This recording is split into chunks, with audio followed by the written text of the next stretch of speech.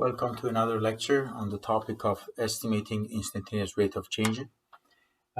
We are discussing different methods of estimating instantaneous rate of change. We already discussed one method. This is another method. It's called difference quotient or general method of estimation. If the 2 points A with x coordinate of lowercase a and y coordinate of f at A and point B with coordinates of a plus h and f at a plus h are on the graph of y equals f of x, some function, then by selecting a very small value for h, the instantaneous rate of change of y with respect to x can be estimated using the following formula: delta y over delta x equals f at a plus h minus f at a, which shows actually changing y, divided by h, which shows changing x. This is known as the difference quotient because it is a difference quotient right here. It's a general method.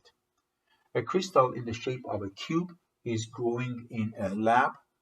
Estimate the instantaneous rate of change at which the surface area is changing with respect to the side length when the side length of the crystal is 3 centimeters. So in this case, first of all, what is the surface area? So if you have a cube, okay, you know that the cube has 6 sides, 6 faces. So I would say the surface area is 6s squared if I assume that the side length is actually s. Okay, so let s equal to side length. If that is the case, then 6s squared would be the surface area. And we want to find delta A over delta S. So that means the rate of change of the surface area. I use letter A standing for area, but it represents surface area with respect to the side length, which is S. So delta A over delta S, the same old delta Y over delta X basically. So this is going to be A at S plus H minus A at S over H. See, we are using the same formula. Instead of f of x, now we have A of S. Okay, so here we said y equals f of x, but here we're saying A of what? A of S, we are saying. So surface area as a function of S. And that's our function. Now, this is our y. So delta A over delta S, following the formula, that's what we write. Now, substitution, it's going to be 6 times S plus H squared minus 6 times S squared divided by H, clearly. We can factor, of course, 6 out, right? And then, because the question says, it says when the side length of the crystal is 3 centimeters, that means that this S is actually 3 centimeters. They want us to find the average rate, instantaneous rate of change of area with respect to side length at a specific point. When is that point? Well, it is when S is equal to 3 centimeters.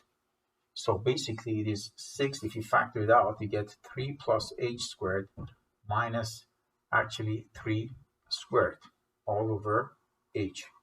So if you simplify, that's what you end up with. Now,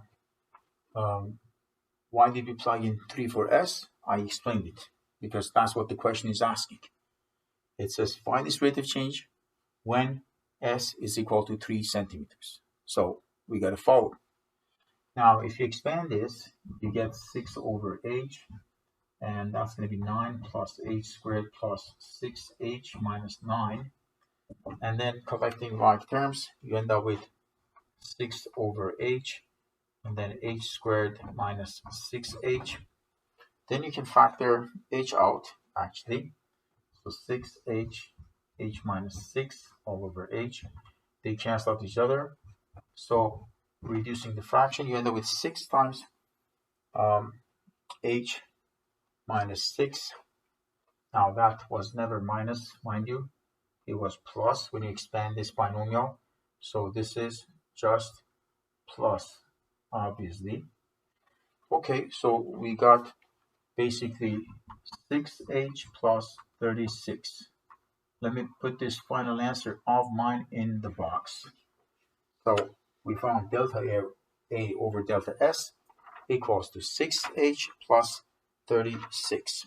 So now what should we do? It says by selecting a very, very small value for h. Okay, so I'm gonna select, okay, h equals what? I'm gonna select a small value. I'm gonna select 0.001. I think this is a small value. And then I'm gonna find delta A over delta S. So that will be 6 times 0.001 plus 36. Now you can use a calculator.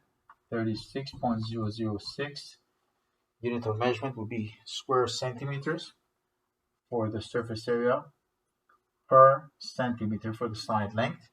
Of course, you can say roughly this is equal to, so approximately equal to 36 square centimeters per centimeter. So that is the rate of change we estimated if we select h equals 0.001.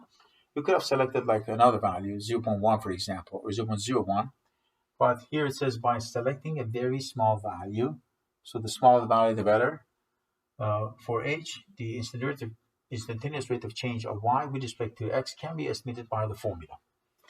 Okay, now you may also say, why did you select a small but positive value? Could we not have selected a negative but small value? The answer is yes, we could have. So in that case, we would get delta A over delta S, 6 times negative 0.01 plus 36, and this would be 35.994, 35.994, okay, square centimeters per centimeter, which is approximately equal to 36.1 again. So square centimeters per centimeter. So you see that even if you select a small negative value or a small positive value, it doesn't matter. The final answer would be approximately 36 square centimeters per centimeter. Okay? So it's a word problem. You have to write the final closing statement. Don't forget that. We're going to say the instantaneous rate of change of the surface area when the side length of the crystal is 3 centimeters, actually is 36 square centimeters per centimeter. And that was another method of estimating instantaneous rate of change of a quantity with respect to another quantity. And the name of this method was difference quotient. This is a general method that is used, and you have to select a small value for h, whether positive or negative, it doesn't matter, but you have to use this formula, this difference quotient is called, and a little bit of simplifying is involved at the beginning, depending on the function, mind you. This was 6s squared, but it could be like exponential function, it could be trigonometric, whatever function. You just have to simplify, and then when you got your answer in terms of h, that's the moment that you plug in a small value that you select for h. Okay, so I hope you understood this method as well. And besides the preceding and following interval method, which we learned before, this is another method you can use to estimate instantaneous rate of change. There's other methods out there. In the next lectures, probably I'm going to mention more methods of estimation. And you can use any of these methods that you like or understand better in estimating instantaneous rate of change. Thank you.